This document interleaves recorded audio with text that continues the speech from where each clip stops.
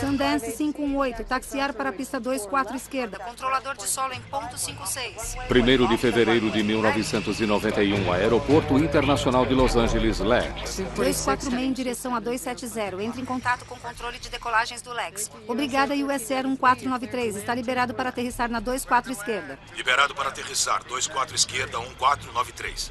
A 240 km por hora, o voo 1493 da US Air desce em direção à pista 24 esquerda. Que inferno! Apontei para o avião e gritei: acidente com o US Air. A aeronave estava totalmente em chamas. Mas a dimensão da tragédia é muito maior do que qualquer um pode imaginar.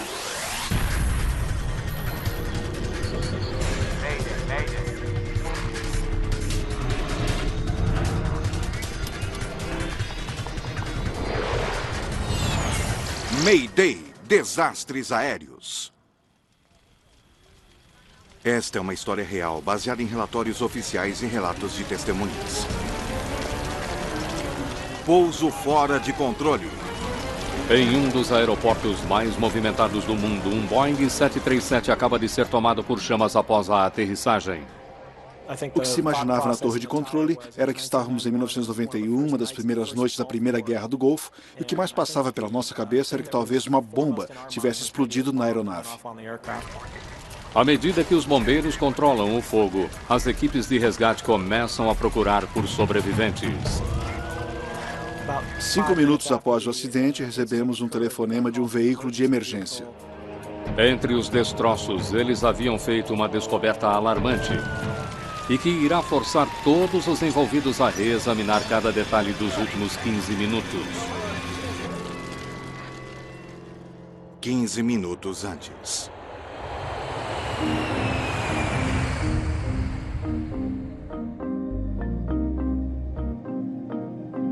O voo 1493 da US Air está a caminho do Aeroporto Internacional de Los Angeles. O LAX é um ponto central para viajantes internacionais. Confirmando a aproximação visual para o voo 1493 da US Air, 24 esquerda. Correto, 1493 US Air. Para a aproximação, o comandante Colin Shaw está a cargo das comunicações por rádio. O copiloto David Kelly está nos controles.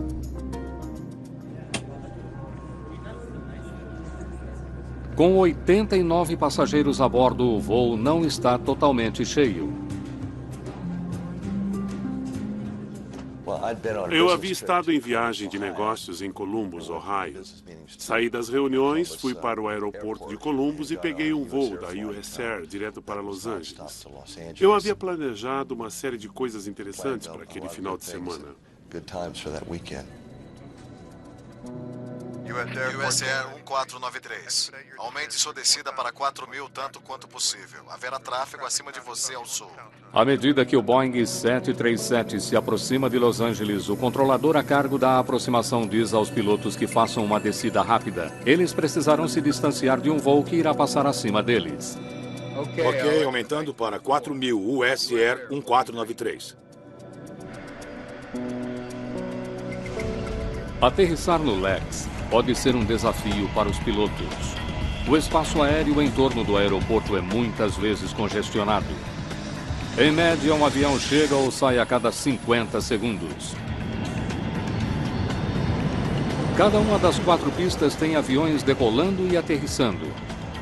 Taxiways atravessam as pistas em dezenas de pontos.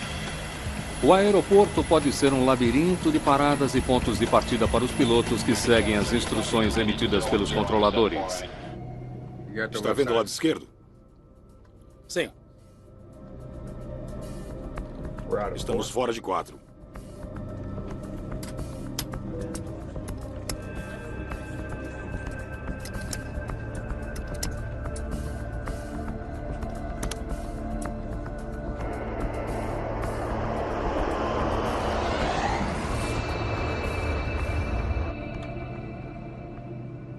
US Air 1493. Obrigado pela ajuda. Contate a Torre de Los Angeles. 133 decimal 9. Boa noite. Boa noite. Baixando o trem de pouso. Tudo bem? Trem baixado e travado? Sim.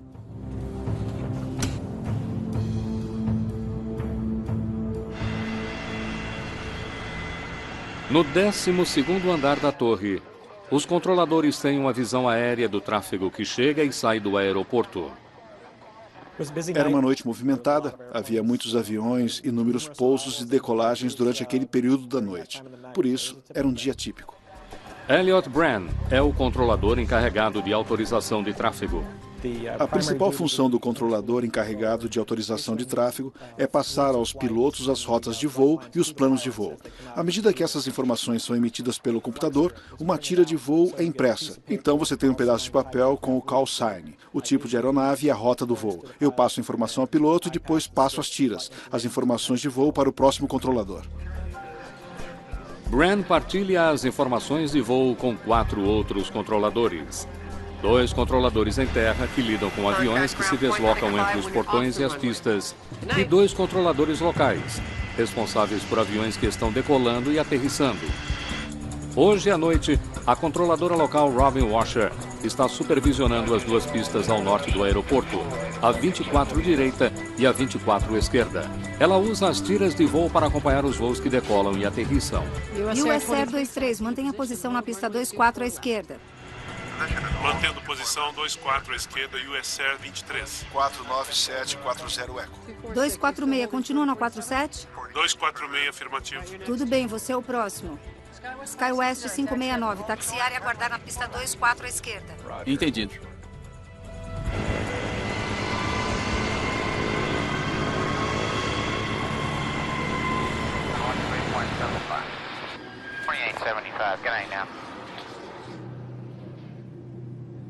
O voo 1493 da US Air está a cerca de 13 quilômetros do aeroporto de Los Angeles. Os pilotos configuram o avião para o pouso. Freio aerodinâmico. Tudo bem. Flaps em 1. Flaps. Agora os pilotos contatam a torre no aeroporto para obter instruções de pouso. US Air 1493 em Roma. Wing 5006, solo, torre. Robin Washer está ocupada com outros aviões. Ela não responde à chamada deles por rádio. SkyWest 569, faça o taxiamento para a posição e aguarde na pista 24 esquerda. Haverá tráfego atravessando a pista. Ok, 24 esquerda, mantendo posição. SkyWest 569. Wings West 5006, torre. 2166 fazendo aproximação. 164.5. 30. Luz verde. Ah, espera. Trem de pouso. Flaps. Aterrissagem aguardando autorização. A apenas 6 quilômetros do aeroporto, o jato da US Air ainda não recebeu autorização para aterrissar.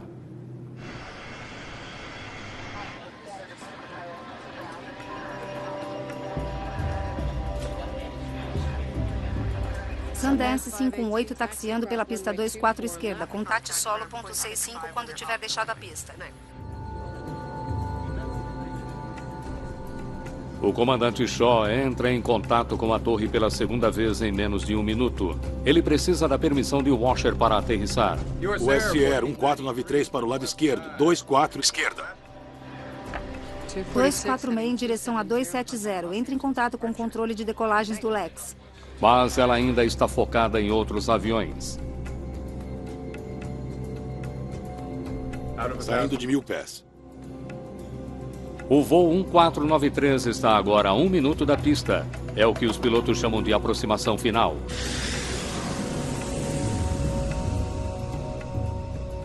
Às vezes, devido a outras prioridades, uma aeronave não recebe autorização de pouso, senão em aproximação final.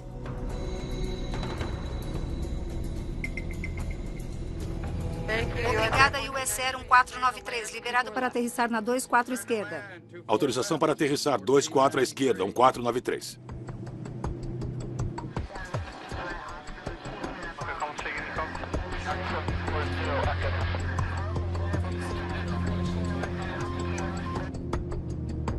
Parece muito bom. Você está saindo de 500.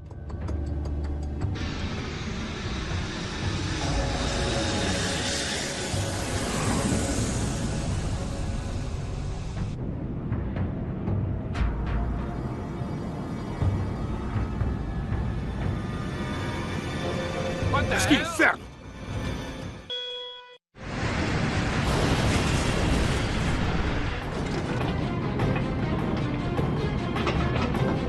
O 737 da US Air mal toca o solo e irrompe em chamas no Aeroporto Internacional de Los Angeles. Eu vi o US Air tocar o solo e, a meio do caminho, tendo percorrido um terço da pista na Taxiway 45, a aeronave foi totalmente envolta em chamas. A supervisora passou por mim para pegar o telefone e chamar os veículos de emergência.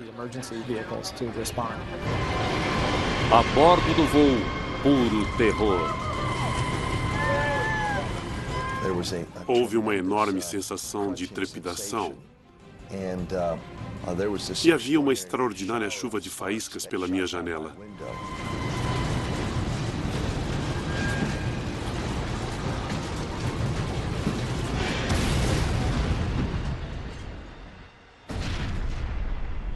Meu Deus! Rosa Reynoso é funcionária apaisana da polícia do aeroporto. Vimos o avião envolto em fogo. Meu parceiro e eu devemos estar a uns 500 metros da aeronave. Alerta 33. Pista 24. Afirmativo. Alerta 33.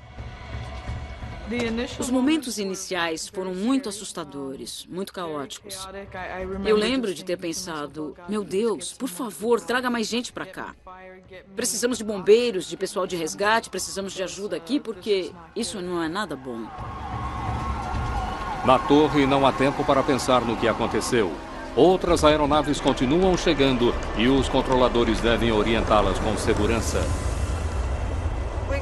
Wings West 5212, vento 240 em 8 liberado para aterrissar, pista 24 direita. Tenha cuidado, uma aeronave acaba de sair da pista e está em chamas.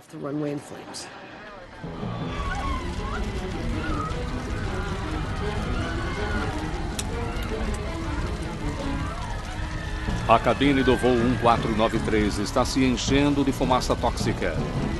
Alguns passageiros correm para uma porta na parte traseira do avião. Eu devo ter caminhado por 7 ou 8 fileiras de assento e me vi diante de um grupo de passageiros em pé que não se movimentavam no corredor. Pensei comigo, deve haver uma abertura na parte da frente do avião que permitiu a entrada dessa enorme quantidade de fumaça tão rapidamente. Então eu fui até a parte da área do cockpit e havia um grande incêndio de ambos os lados do avião. Eu pensei, meu Deus, não há como sair deste avião. David, você está preso. Do lado de fora, alguns conseguiram sair do avião. Rosa Reynoso é a primeira da equipe de emergência a chegar ao local.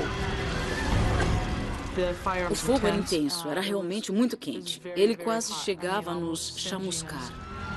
Ela precisa agir rapidamente para ajudar os passageiros a saírem dos destroços em chamas.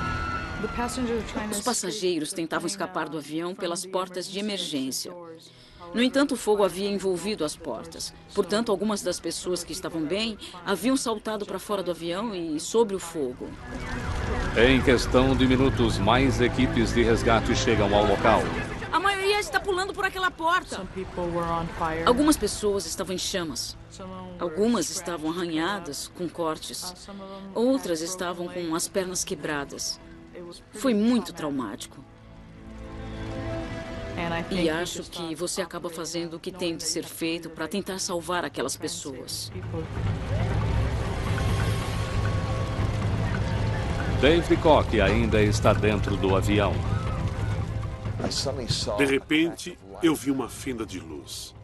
E, meu Deus, aquilo foi um milagre. E a fenda aumentou. E, de repente, eu percebi que eu tinha aberto a porta da galley. Mas agora ele enfrenta outro obstáculo. Ele não consegue sequer enxergar o chão através do fogo e da fumaça. Eu disse para mim mesmo que se dane e saltei para fora do avião. Caí no chão e então comecei a rastejar para longe da aeronave. Eu me sentia tremendamente culpado. Por que eu não havia voltado para o avião e dito, sigam-me? Acho que se eu tivesse voltado para a cabine, eu poderia ter desmaiado, caído no chão e morrido. E foi assim que eu consegui lidar com o fato de eu ter saído, mas não ter ajudado ninguém a sair.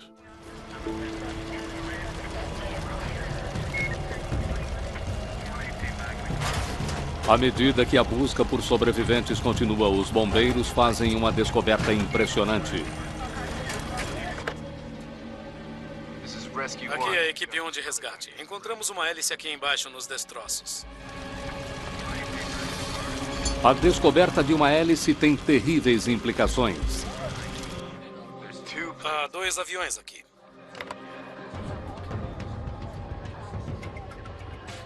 Tão logo recebemos a informação, começamos a verificar se havia algum avião faltando. Começamos a verificar as tiras de voo de aviões que já tinham decolado e aqueles que ainda estavam aguardando. Então ligamos para o controle de decolagens e para o controlador de radar para descobrir com quais aeronaves eles haviam conversado nos últimos 5 ou 6 minutos. E o SkyWest 5569? Não temos notícia deles. SkyWest 5569, mantenha-se na pista 24 à esquerda. Ok, 24 à esquerda, aguardando SkyWest 5569.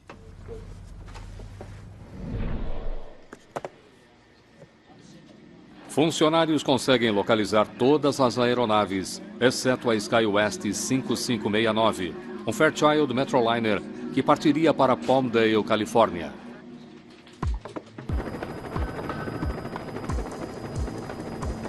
Equipes de resgate encontram partes do avião menor espalhadas pela pista 24 à esquerda. Havia 12 pessoas a bordo do voo. Todas estão mortas. O que sobrou do avião está esmagado entre o US Air 1493 e um prédio abandonado perto da pista. A primeira coisa em que pensei foi, meu Deus, há mais pessoas ali embaixo e nós nem sequer percebemos. E mais pessoas morreram a bordo do avião. 20 pessoas estão mortas. 2 outras estão mortalmente feridas. O copiloto Kelly sobreviveu, mas não o comandante Shaw. O desastre coloca o aeroporto Lex sob os holofotes da mídia. As pistas dos Estados Unidos, segundo os pilotos da nação, são a parte mais perigosa do voo. Nos meses e anos que antecederam o acidente, o aumento do tráfego se tornava uma preocupação de segurança no Aeroporto Internacional de Los Angeles. É o local de maior número de quase acidentes. 33 colisões quase chegaram a ocorrer ao longo dos últimos 4 anos, o que significa uma a cada 1 mês e meio. O acidente confirma a necessidade de se tratar de problemas de segurança. O Comitê Nacional de Segurança dos Transportes envia uma equipe até Los Angeles para uma investigação. A cena era terrível. A parte dianteira do avião, do lado do comandante, havia se chocado contra o edifício. E com uma verificação mais detalhada, era possível ver partes de outra aeronave por baixo do avião. Investigadores concluem que os 2 aviões se chocaram em um cruzamento na pista 24 à esquerda. O acidente mostrava que havia 2 aviões na pista ao mesmo tempo. A pista estava ocupada. E aquilo é algo que nunca deveria acontecer quando uma autorização de aterrissagem é concedida. A redução de colisões em pistas americanas é uma prioridade para os investigadores do NTSB. Incursões em pista estavam na lista dos problemas mais graves a serem tratados desde 1990 aqui no Comitê de Segurança. E essa é uma grande preocupação para a indústria como um todo. Uma incursão em pista é quando um objeto inadequado está em uma pista que será usada para decolagem ou aterrissagem. Alguns dos piores acidentes do mundo envolvendo companhias aéreas ocorreram nas pistas. Em março de 1977, na ilha de Tenerife, 583 pessoas morreram quando 2 Boeing 747 colidiram na pista. Em janeiro de 1990, um Beechcraft King Air 100 foi atingido por um Boeing 727 que tentava aterrissar em Atlanta. Naquele mesmo ano, em Detroit, outro Boeing 727 chocou-se contra um DC-9 com 44 pessoas a bordo.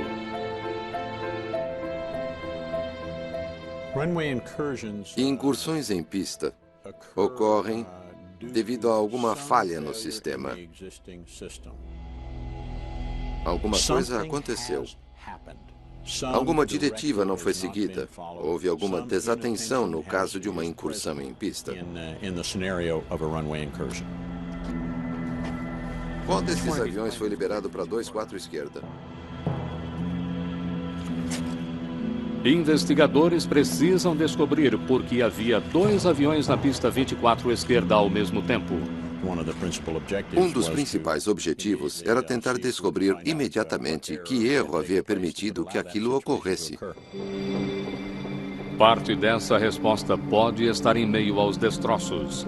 Entretanto, 24 horas após o acidente, a investigação está praticamente parada. Há muito combustível a bordo do 737. Verificar os destroços seria perigoso. O avião tinha cerca de 4.000 litros de combustível a bordo. Quanto tempo isso vai levar? Passaram o sábado retirando o combustível das aeronaves. Um processo bastante lento. Foi preciso quase um dia inteiro para que o corpo de bombeiros pudesse declarar que o local era seguro. Com partes do avião por todo o aeroporto, o LAX está funcionando com metade da sua capacidade. 2 das 4 pistas estão fechadas. Isso está causando caos para os viajantes. Quando a equipe do NTSB finalmente tem acesso aos destroços, há uma enorme pressão para que ajam rapidamente. Eles devem reunir todas as informações de que precisam para que o aeroporto possa ser totalmente reaberto.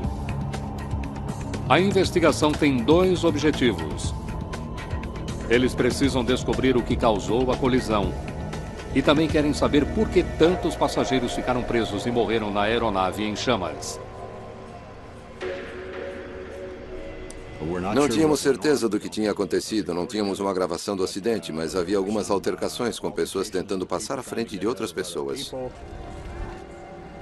Tornando a situação ainda pior, uma das portas de saída de emergência está dentro do avião, bloqueando parcialmente a saída. Se você seguir as instruções no cartão de saída, ele lhe dirá para abrir aquela saída. Isso não ocorreu. Eu diria que a saída à direita sobre a asa estava parcialmente obstruída por aquela grande porta.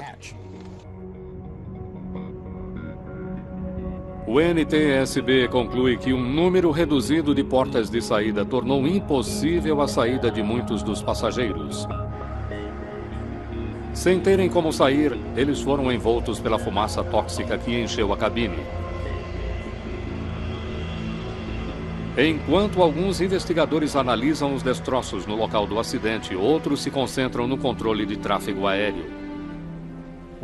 Em primeiro lugar, verificamos a questão da comunicação. Em seguida, como haviam sido os procedimentos dentro das instalações, como haviam sido colocados em prática e então se haviam sido realmente seguidos.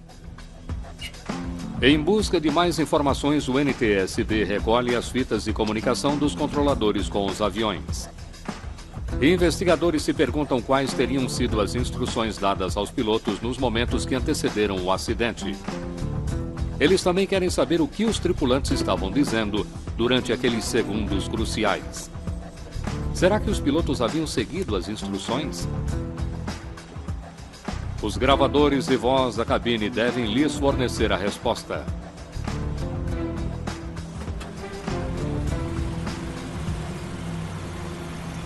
Entretanto, Bob McIntosh recebe más notícias acerca do Metroliner da SkyWest. Não há gravador de voz? Ótimo. Verificando o equipamento de bordo, soubemos que o SkyWest 569 não tinha um gravador de voo, o que foi uma decepção para nós. Na época do acidente, aviões que faziam linhas de pequeno percurso não eram obrigados a ter um gravador de voz na cabine. Isto significa que a única conversa do SkyWest registrada em fita tinha sido a comunicação por rádio gravada pela torre de controle. Entendido. Posicionado e aguardando. SkyWest 5569. Os dois membros da tripulação teriam conversado, teriam ouvido as informações do tráfego aéreo que chegava à cabine o tempo todo? Aquela era uma informação valiosa que tínhamos perdido. Usando as fitas do controle de tráfego aéreo e apenas um CVR, investigadores tentam descobrir qual das duas aeronaves envolvidas na colisão estava realmente autorizada a usar a pista 24 à esquerda. A resposta irá levantar questões alarmantes sobre a segurança de todos os passageiros e voos que chegam ao aeroporto Lex e dos que dali seguem viagem. 246, você continua na 47? A investigação sobre a colisão mortal na pista 24 à esquerda se concentra na conversa de Robin Washer com os dois aviões envolvidos no acidente. Os investigadores começam com o avião menor. Minutos antes do acidente, os pilotos do Metroliner esperavam permissão para a decolagem. SkyWest 569, faça o taxiamento para a posição e aguarde na pista 24 à esquerda. Verá tráfego atravessando a pista. Usamos as fitas para tentar visualizar, assim como um controlador, onde a aeronave estaria na pista. Os pilotos do Metroliner da SkyWest viraram o avião para a pista e pararam no cruzamento 45. Eles tinham de esperar por outro avião que atravessaria a pista no sentido contrário. Entendido. 24 à esquerda, em posição e aguardando. SkyWest 569. Tá bom, pare aí. Com base nas fitas do controle de tráfego aéreo, o NTSB pode dizer que os pilotos do Metroliner seguiram corretamente todas as instruções. Muito bem, vamos continuar. A responsabilidade pelo acidente deve estar em outro lugar. Investigadores prosseguem com a verificação das fitas. Eles analisam a conversa de Washer com os pilotos do voo da US Air. US Air 1493 para a esquerda, 24 esquerda. Obrigada, US Air 1493, liberado para aterrissar na 24 esquerda. O voo 1493 da US Air foi autorizado a aterrissar na mesma pista em que o SkyWest 5569 continuava aguardando para decolar. Liberado para aterrissar na 24 esquerda, 1493. SkyWest 569, na intersecção 45. Quanto tempo ele ficou ali? 1 minuto e 7 segundos. As fitas do controle de tráfego aéreo revelam que Robin Washer orientou tanto o Metroliner da SkyWest quanto o voo da US Air a usarem a pista 24 à esquerda ao mesmo tempo.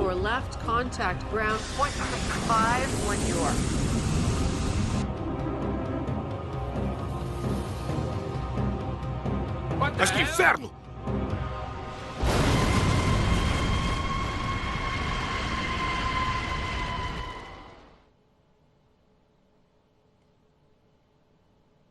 Ao analisarmos as comunicações gravadas, o que tentamos fazer é nos colocar na posição do controlador.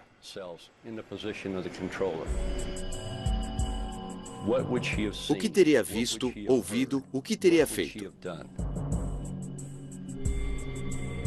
Investigadores precisam saber o que Robin Washer estava fazendo no momento do acidente. Eles verificam os outros voos que ela controlava. Wings West 5006, taxiamento pela pista 24 esquerda. Eles descobrem que momentos antes da colisão, Washer começou a perder o controle de alguns daqueles voos. Isso é para a Philippine 102? Não, senhor, aguarde. Wings West 5006, faça o taxiamento pela pista 24 esquerda. Wings West 5006 era um avião que estava no lado norte da pista 24 esquerda, querendo atravessar para o lado sul.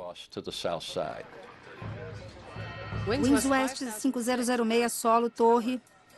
E quando ela estava pronta para fazer a aeronave atravessar, a tripulação não respondeu. Washer passou quase 1 minuto inteiro de seu tempo tentando restabelecer contato por rádio com o avião atravessando a pista. Posso ouvir o resto daquela conversa?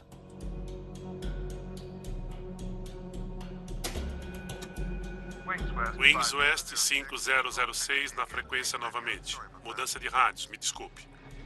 Eles disseram a ela que haviam estado inadvertidamente em outra frequência. 5006, você está de volta comigo. Sim, não tínhamos a intenção de mudar de frequência. Tudo ok agora. E aquilo criou uma distração para a controladora local. Ok, achei que tivesse perdido vocês. Desculpe, pensamos que tivéssemos perdido o contato. Pedimos desculpas. Tudo bem. Mas os investigadores descobrem que aquele voo não era o único em que Robin Washer estava focada nos momentos que antecederam o acidente. Torre Wing West 5072, pronto para decolagem. Wings West 5072? Com o voo 1493 da US Air a menos de 1 minuto da aterrissagem, Washer recebe contato de outra aeronave da Wings West, o voo 5072. Quando o Wings West 5072 chamou o controle, dizendo estar pronto para decolar, ficou claro para nós que ela não sabia que aeronave era aquela. Wings West 5072 está na 47 ou na pista para decolagem? Na pista. 1 minuto. Entendido, aguardando.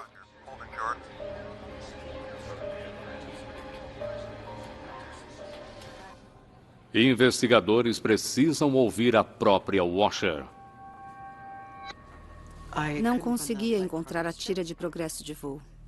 Eles esperam descobrir por que ela não reconheceu um voo que estava sob seu controle. Eu não conseguia encontrar a tira, por isso eu pedi ajuda à minha supervisora. Frantita, preciso de uma tira do voo 5072 da Wings West.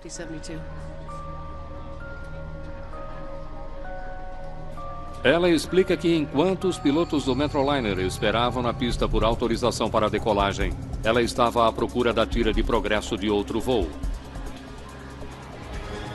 Antes que ela pudesse restabelecer contato, o voo 1493 da US Air se choca contra a traseira do Metroliner. Mas que inferno!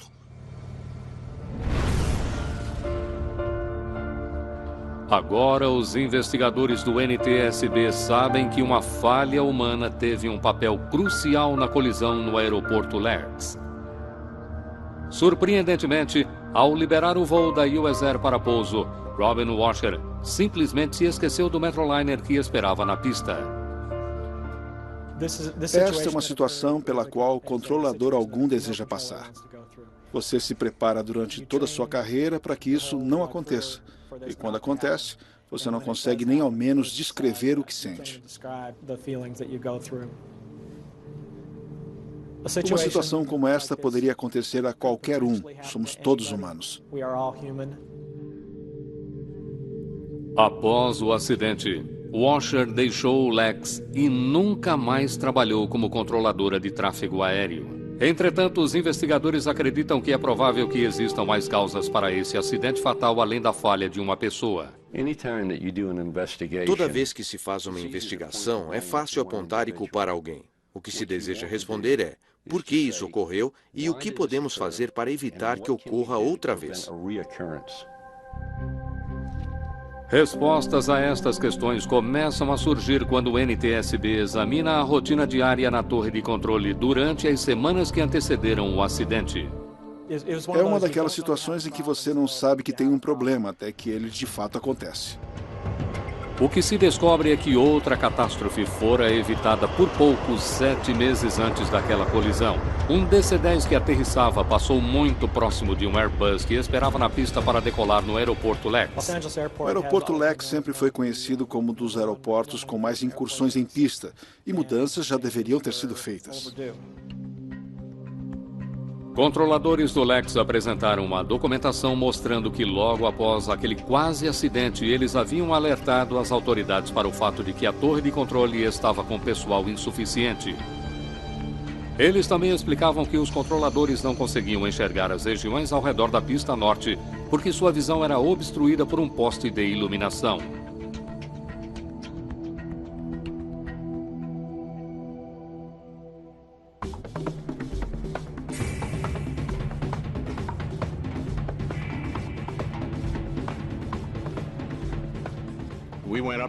Fomos até a torre de controle, subimos as escadas e pedimos aos controladores de tráfego aéreo que saíssem de seus lugares para que pudéssemos nos sentar em suas cadeiras e olhar para fora da janela.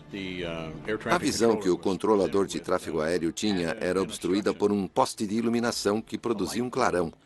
Tratava-se de um poste que iluminava a rampa do aeroporto.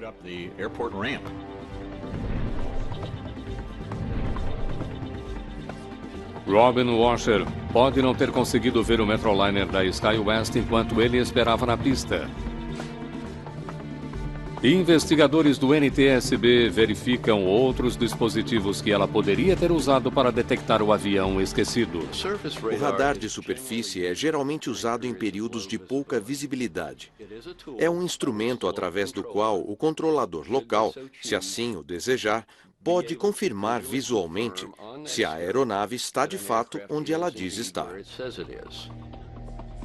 O radar de solo exibe todas as aeronaves e veículos em terra que se deslocam pelo aeroporto.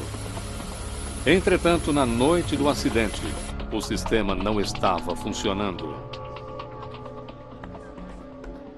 Estão aguardando, correto, senhor? Sim, estamos aguardando.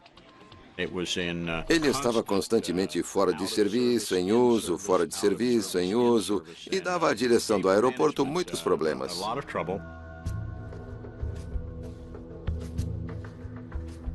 O sistema não era muito confiável e havíamos feito reclamações pedindo que fosse consertado o mais rápido possível.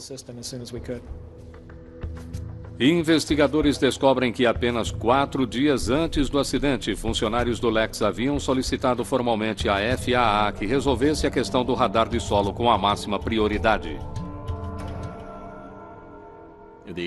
A unidade de radar e alguns mecanismos de movimentação tinham anéis, engrenagens e rodas dentadas que precisavam ir para oficinas para literalmente serem refeitos, pois se desgastavam com o uso regular ao fazerem girar a antena.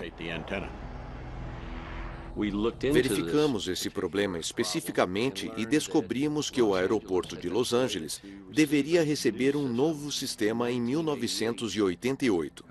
No entanto, aquela data já havia passado e não se sabia ao certo quando eles receberiam um novo sistema de radar.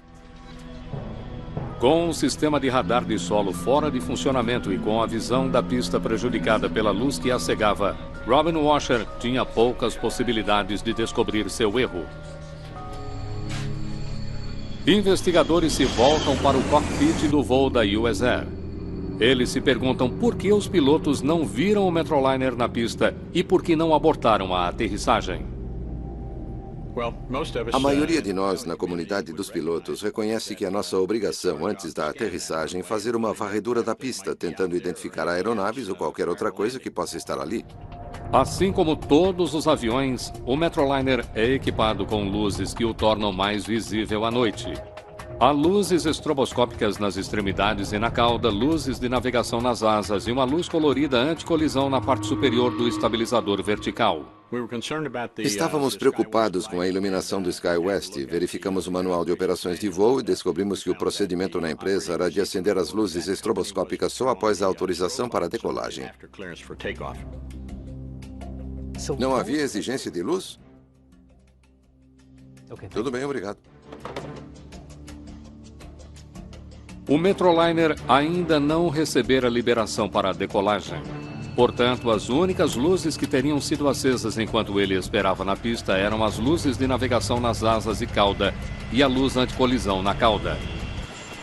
Investigadores do NTSB usam um helicóptero para se colocarem na posição dos pilotos do voo da US Air enquanto eles se aproximavam da pista 24 esquerda. Decolamos e fizemos aquela aproximação final a fim de verificar o que acreditávamos que poderia ter causado aquela condição de obscurecimento. Eles posicionam o Metroliner na pista, no mesmo local onde a colisão ocorrera. E realmente não era possível ver que havia um avião estacionado ali, na 45, 47. Simplesmente não era possível vê-lo. Parece muito bom. A investigação determina que as luzes do Metroliner tinham a mesma cor e brilho que as luzes da pista. O avião pode ter se tornado totalmente invisível para os pilotos do voo 1493 da US Air. Você está saindo de 500. A luz anticolisão, em particular, teria se perdido em um mar de luzes.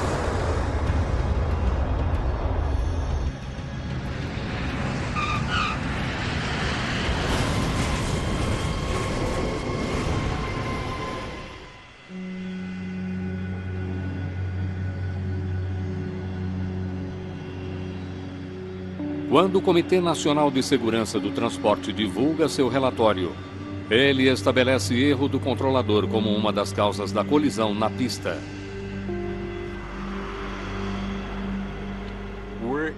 Nosso trabalho é determinar por que alguma coisa aconteceu. Você pode chamar isso de uma causa, ou causas, ou fatores contribuintes.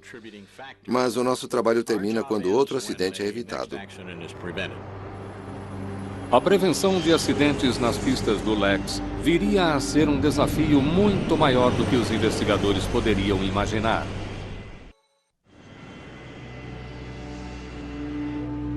A colisão entre o voo 1493 da US Air e um Metroliner da SkyWest alarma o público.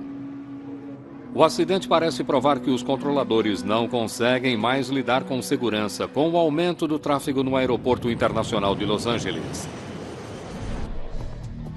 A investigação do NTSB aponta para a falha de Robin Washer em manter sua atenção focada nos voos sob seu controle como uma das causas do acidente. Mas o relatório também aponta para um sistema falho nas instalações do controle de tráfego aéreo no LEX. Nos meses e anos seguintes ao acidente, melhorias são feitas nas instalações do controle de tráfego aéreo em uma tentativa de tornar o aeroporto um lugar mais seguro. O falho sistema de radar de solo é finalmente substituído por um modelo mais novo. Hoje no aeroporto LEX temos o mais novo sistema que existe. Para cada chegada ou partida taxiando nas taxiways ou nas pistas de decolagem, há um call sign, indicação do tipo de aeronave associada a ele, para que se tenha uma identificação positiva das aeronaves em todos os momentos. Novas políticas que regem como usar as tiras de progresso de voo na torre são colocadas em prática. Hoje, os controladores em terra organizam as tiras antes que cheguem ao controlador local. O novo conjunto de olhos reduz a carga de trabalho do controlador local. 5 anos após o acidente, uma nova torre de controle de tráfego aéreo foi construída no LEX. A torre tem 16 andares, é 3 vezes maior do que a anterior e os controladores têm uma visão clara e desobstruída das pistas. Novos regulamentos relativos à iluminação de aeronaves também foram colocados em prática. Torna-se obrigatório que os pilotos acendam todas as luzes do avião antes de saírem em uma pista.